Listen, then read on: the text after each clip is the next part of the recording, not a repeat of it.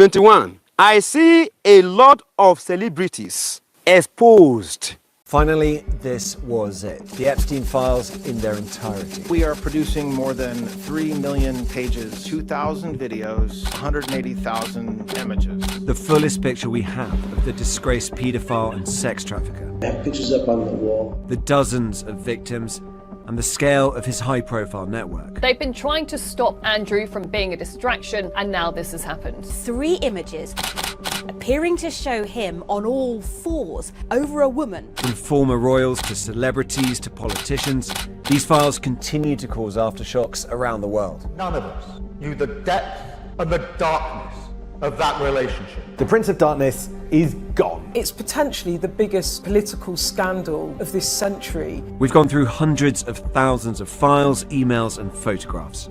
As the pages keep coming, so too do the shocking revelations, putting the world's most powerful and influential people under scrutiny for their dealings with the late convicted paedophile Jeffrey Epstein.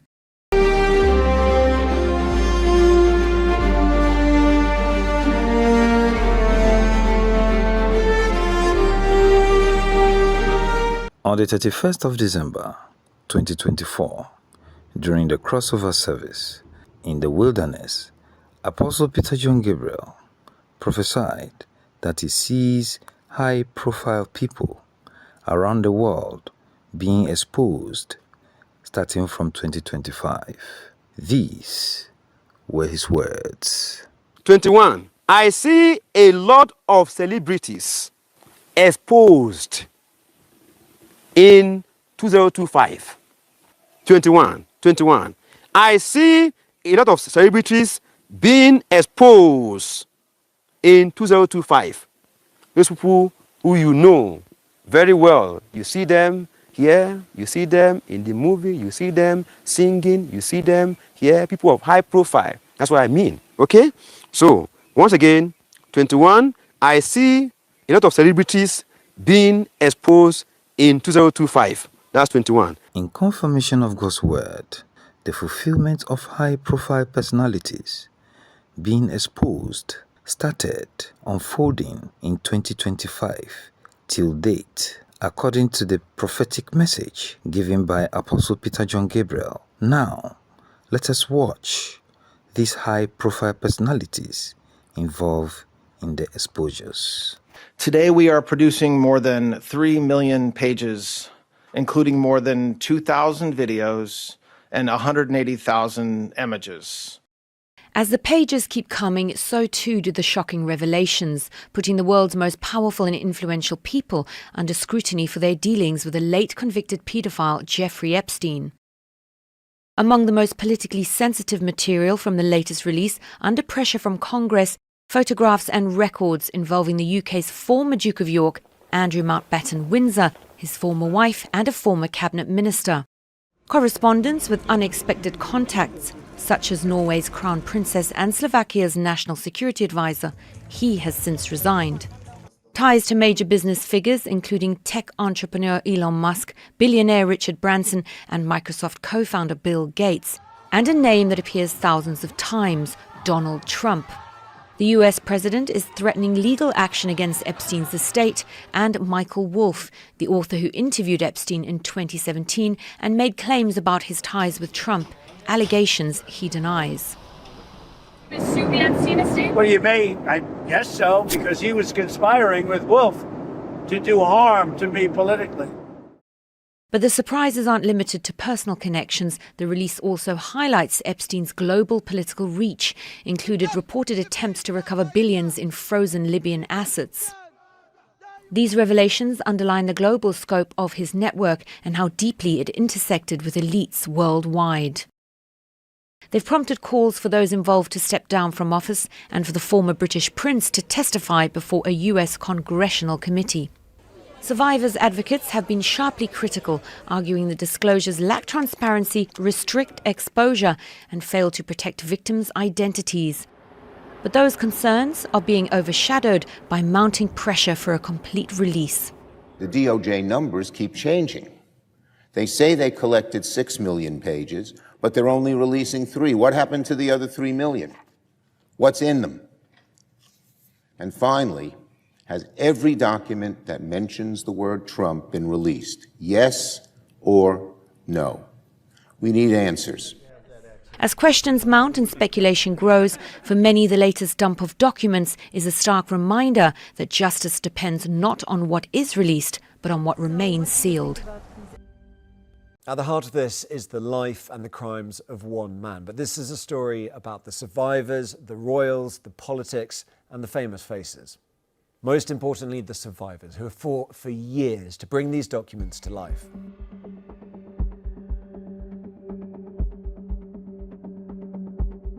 These files aren't just about lurid photos or ill-advised friendships. They document in precise detail exactly what Epstein did.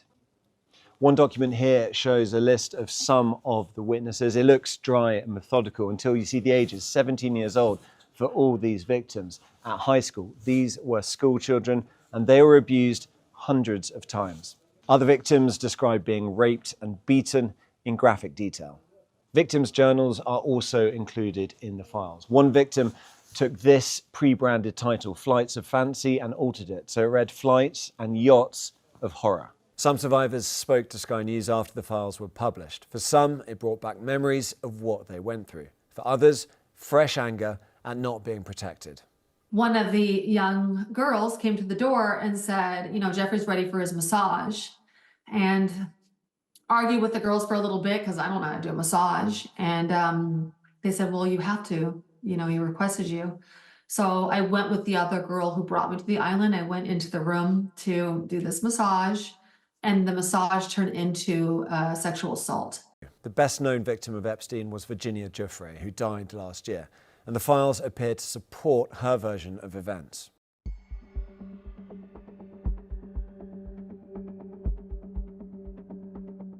These are the puzzling pictures of the then Prince Andrew. 3 images appearing to show him on all fours over a woman who's lying on the floor.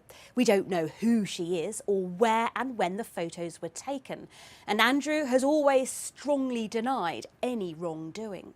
But once again, we're learning how close he was to Jeffrey Epstein. Exposing emails reveal more about their relationship and how Andrew continued contact after Epstein was a convicted sex offender.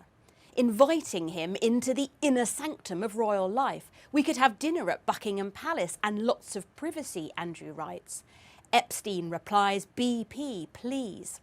And here, Epstein offers Andrew dinner with a Russian woman.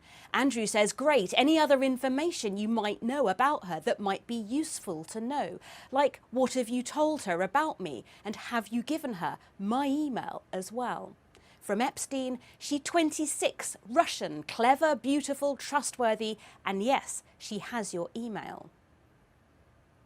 Andrew claimed he cut off all ties with Epstein at the end of 2010, but emails suggest the 2 men were still in touch. And far from their friendship ending, Andrew and Sarah Ferguson were being helped financially by Epstein. And the files necessitated a response from Andrew's wider family. They've been trying to stop Andrew from being a distraction, and now this has happened. I think it's all really important always to remember the victims and who are the victims in all this.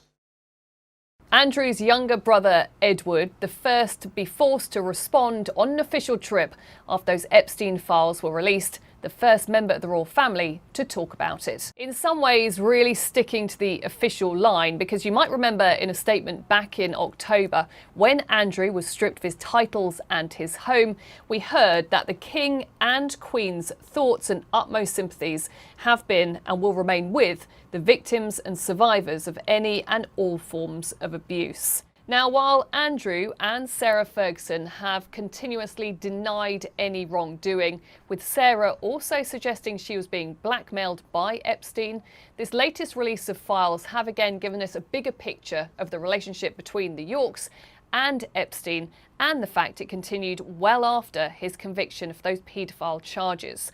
One of the latest emails also shows that Sarah took her daughters Beatrice and Eugenie to Miami to see Epstein 5 days after he was released from jail.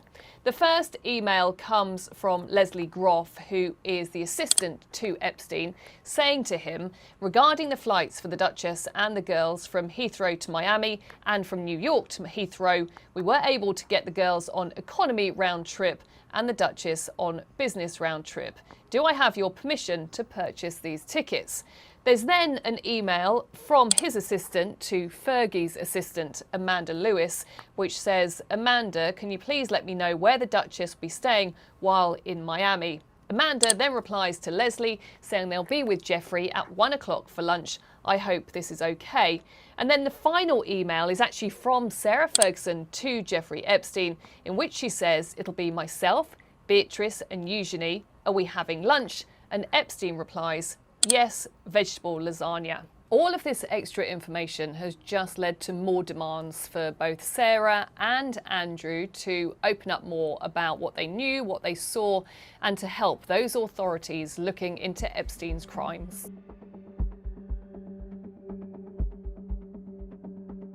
And a reminder that being included in the files doesn't imply any wrongdoing. They stretch back decades, but they've set a bomb off under contemporary British politics. The final nail in the coffin were these emails from 2009.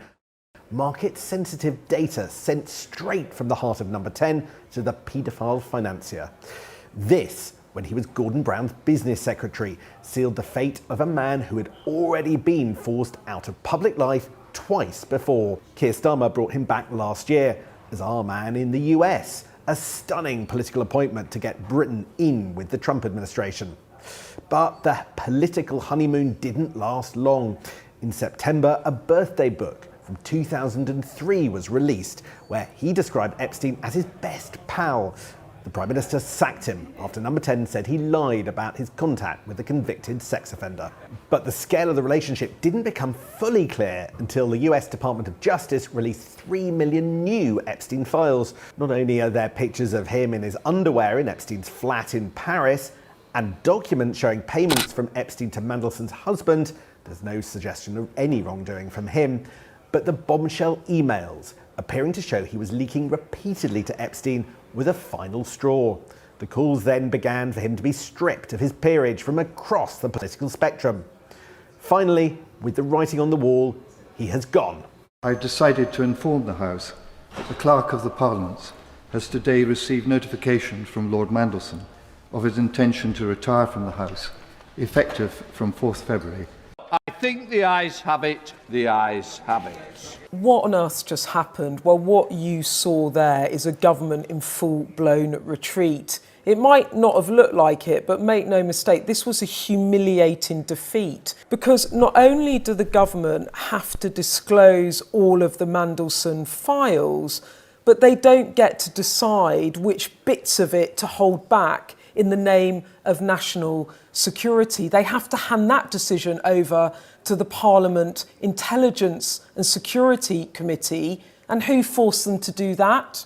Their own MPs. There are well-worn filters through Parliament, through the Select Committee corridor, and there are various committees that could have locus in this space, to properly and sensitively handle information. I think there is consensus, Mr. Speaker, that everybody wants as much information as possible in the public domain so that we can get to the bottom of what has happened. Now, that intervention, and all of it, I should say, was kicked off by none other than Angela Rayner earlier in the debate, only came about because Labour MPs don't trust their own government. They want independent oversight of the Mandelson files. And if that wasn't a low point, it gets even worse for Keir Starmer, because the Met Police has now said that they don't want the government to release any evidence that might prejudice their investigation, the very evidence that Keir Starmer wants to release to prove to his MPs that he really was deeply misled by Mandelson. So that's another problem for Keir Starmer. The PM is in a serious bind because he needs to prove to his MPs that he was seriously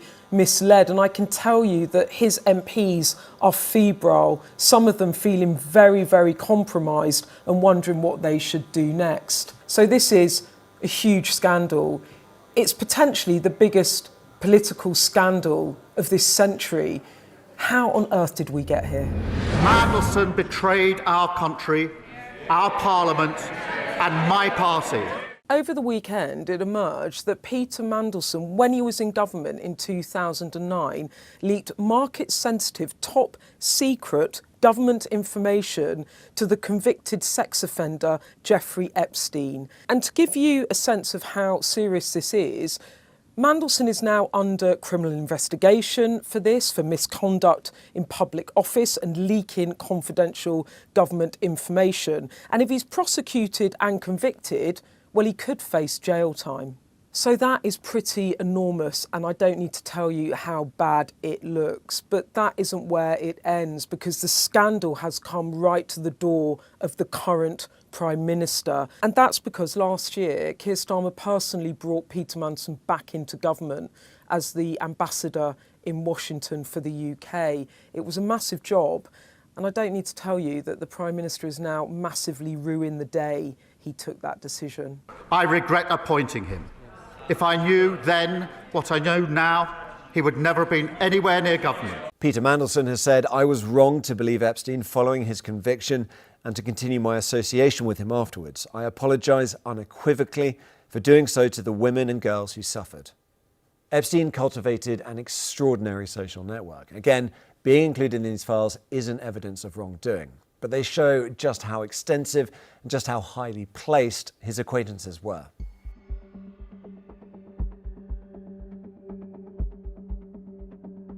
One of those names is the world's richest man, Elon Musk. He's always denied any close relationship with Jeffrey Epstein, but they exchanged numerous emails trying to arrange a visit for Musk to Epstein's island in the Caribbean.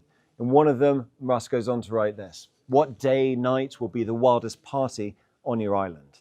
Now, Musk has addressed those allegations directly on X. He wrote, "No one pushed harder than me to have the Epstein files released, and I'm glad that has finally happened. I had very little correspondence with Epstein and declined repeated invitations to go to his island or fly on his Lolita Express, but was well aware that some email correspondence with him could be misinterpreted and used by detractors to smear my name. I don't care about that, but what I do care about is that we at least attempt to prosecute those who committed serious crimes with Epstein, especially regarding heinous exploitation of underage girls."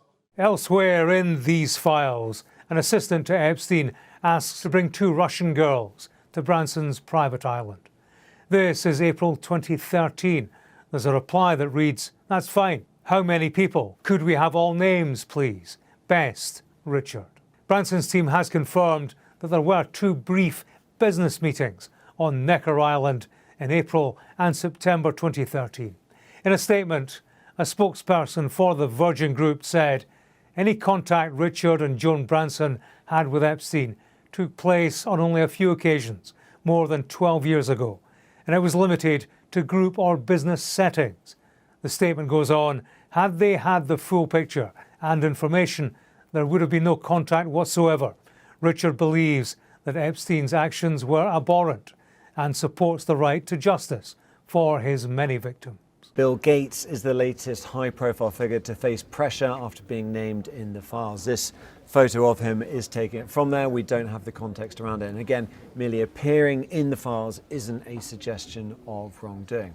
Now, in one email sent by Jeffrey Epstein to himself, a draft email that was never sent on to anyone else, he accuses Bill Gates of catching a sexually transmitted infection and then secretly trying to provide antibiotics to his wife at the time, Melinda Gates. Bill Gates has rejected that allegation, saying it is false, and says he regrets ever meeting Jeffrey Epstein. Now, in another email sent by Epstein to himself, he says that he was helping Bill to get drugs in order to deal with consequences of sex with Russian girls. Again, he's denied those allegations, but his wife, Melinda Gates, his ex-wife, has said that he has to answer some questions. For me, it's personally hard whenever those details come up, right? Because brings back memories of some very, very painful times in my marriage, but I have moved on from that. I purposely pushed it away and I moved on. I'm in a really unexpected, beautiful place in my life. So whatever questions remain there of what I can't even begin to know all of it, those questions are for those people and for even my ex-husband. They need to answer to those things, not me. The co-founder of Microsoft has not been accused by any of Epstein's victims, and he called the allegations absurd and completely false. He also spoke on Australia's Channel 9. I met Jeffrey in 2011, so over a period of 3 years, I had a number of dinners with him. The focus was always, he knew a lot of very rich people, and he was saying he could get them to give money to global health. You know, it's factually true that I was only at dinners. You know, I never went to the island, I never met any women, and so, you know, the more that comes out, the more clear it'll be that although the time was a mistake, it had nothing to do with that kind of behavior. The Clintons have capitulated. That's how they're framing it here on Capitol Hill. For months, Bill and Hillary Clinton had refused to testify before the Congressional Committee investigating Jeffrey Epstein. They said subpoenas issued by the Republican chair of that committee, James Comer, were invalid and not legally enforceable. The former president and former Secretary of State accused him of targeting them for opposing Donald Trump and vowed to fight this. But things changed when some Democrats on the panel joined Republicans in a vote recommending that they be charged with criminal contempt.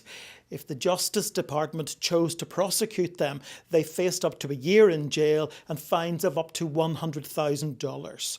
President Clinton had offered to sit for a 4-hour transcribed interview. Mrs. Clinton had offered to make a sworn declaration instead of testifying. But the chairman of the committee described that as a desire for special treatment and an affront to the American people's desire for transparency. Bill Clinton will be the first former president to appear before Congress since Gerald Ford did so way back in 1983. When President Trump was subpoenaed by the committee investigating the January 6th raid on the Capitol, he sued the panel and they backed down. Bill Clinton was acquainted with Jeffrey Epstein, but has said he never visited his private island and ended contact with him 2 decades ago. Hillary Clinton says she never met or spoke to Jeffrey Epstein. Now, in his 2024 memoir called Citizen, My Life After the White House, Bill Clinton wrote, "The bottom line is, even though it allowed me to visit the work of my foundation, travelling on Epstein's plane was not worth the years of questioning afterward. I wish I had never met him." Epstein led a billionaire's life, and he led it brazenly. Prosecutors did repeatedly try to uncover the full truth of Epstein's crimes.